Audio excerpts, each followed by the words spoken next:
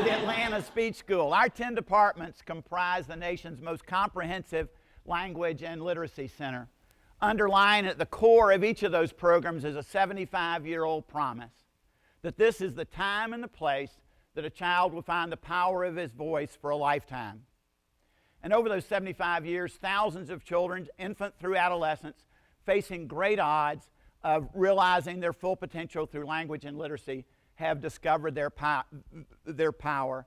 Children from all backgrounds, with no child ever being turned away because of a family's inability to pay for the child's services here. So what does that power look like of language toward a path of a life fully lived? I want to give you some examples today from our partner schools, not our school here today, but about what that looks like for children. For infants, where the teachers in each new discovery use the language of delight and open-ended questions. Who's that baby in the mirror? Matthew, it's you.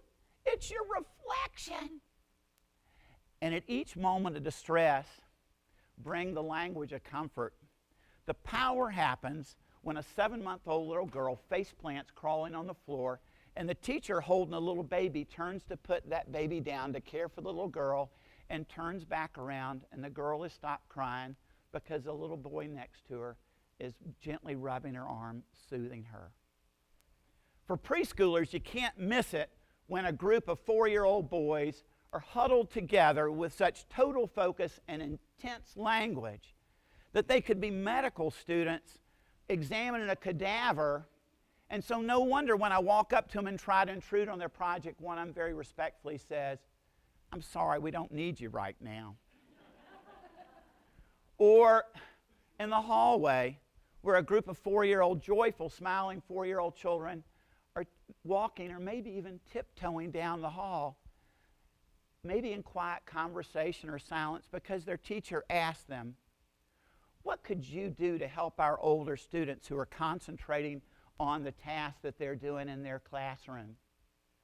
And in those moments, the children discovered the power of empathy. The power of empathy that is so strong that it goes right through the concrete walls, separating them from their heroes.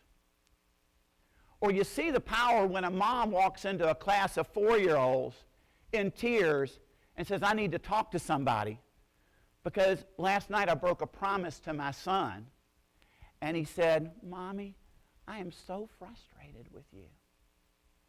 And she said, "Before, all he's ever done is throw a tantrum or cry.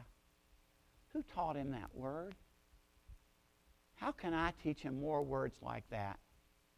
I don't want to ever break a promise to him again."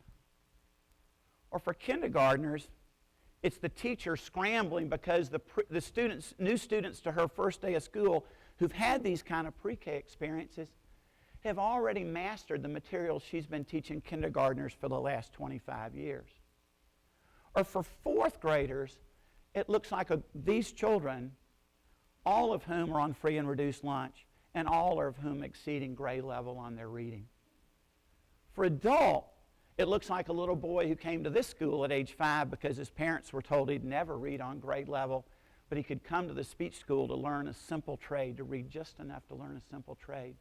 Fast forward 35 years later, and a board member of the speech school is rushed to the hospital and is dying with an aneurysm, and at the last minute they call in a neurosurgeon to save her life. Well, you guessed it. It was our student. Well, that's not the path that most of our children in Georgia are traveling. Our teachers have been trained to manage behaviors, achieve obedience, and teach the basic skills of letters, shapes, colors, and numbers. And there's no better help in the hallways. Our hallways are a place for children to be conscripted into some teacher's army. A teacher who's afraid of her own dishonorable discharge because she's unable to keep order. And so she tells her students, as part of their basic training, that they need to march down the hallway like soldiers, not realizing the intelligence of her little children who recognize the unwitting prediction and permission to march down the hall with the obvious response of, "Stop it, be quiet," right? Well, with these low expectations, the outcomes are predictable for our children, right? Our children of generational poverty show up to kindergarten with a third or a half the vocabulary of more affluent peers by accident of birth. It gets no better during the years of decoding simple text from kindergarten through second grade. And so in third grade, when our children are on their own, and text becomes more complex, and children have to acquire 4,000 new words by reading each year, the kids on one side of South Atlanta Road know 49 of the 50 words, and they take that 50th word and they add that to their arsenal of world knowledge. For our other children who know half that language, they've got no chance to learn that 50 word or any other of the 4,000 words. No wonder Hank Bounds, the former Mississippi superintendent of schools, said the average adult in poverty has the same vocabulary as a 5-year-old of affluence. Frederick Douglass said about 150 years ago that once you learn to read, you're forever free. Well, how free are our students? Well, a recent study in Maryland found that by 2020, more African American males will be incarcerated in the United States that were in the bondage of slavery in 1860. Ralph Smith, who just walked in the room, calls this illiteracy crisis a tragedy against which we must rebel. Well, you're in a place of rebellion here. And we think that the radical change is founded in the words of Stephanie Pace Marshall, who says that the fundamental purpose of all schooling is to liberate the goodness and genius of children. Well, the first thing to accomplish that liberation is to liberate the goodness and genius of our teachers, right? Well, Kristen Bernhard, who will be here later, in a meeting the other day with all sorts of policy discussion and theory and concepts going on, at the end of the meeting said, wait a minute, what's going to change for the children? Well, we have an answer today. We have a response, and it's a radical, crazy response. But it could happen on the first day of school this year, and it could happen for every child in Georgia, and it won't cost a cent. Can we see the slide for a second? All right, so anyway, we're teaching all this Mandarin Chinese to our pre-K children. This is the word all of us need to learn, the Chinese symbol for to listen. And look at this, and we color-coded. Look at one of the requirements, undivided attention. What are the 2 words that you can direct to a pre-K child that will make it neurologically impossible for him to listen to the words that you're trying for him to learn to gain the power of his voice? What are those 2 words? It's snack time? School's out? No, it's be quiet. Because now that child has the fear of retribution, retaliation, and one more red light on your day, and I'm going to your parents. We've been so busy making sure that children's mouths are closed, we've also forgotten to open their hearts as well. And this isn't a silver bullet, but it's a redirection to teachers to remind them of what their jobs are all about. I show up at the first day of school, and I have all the power. I have all the stories. I have all the vocabulary and language and critical thinking and creativity. And my job over the next 9 months is to give it all away. Every bit of it, to give it away as a gift.